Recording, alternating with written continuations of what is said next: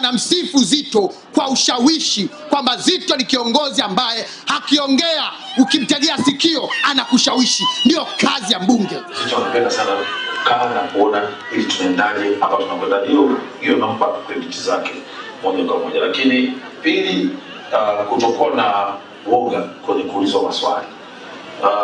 Zitto njia pekee kumdhibiti Zitto ni kutompa nafasi ya kuongea.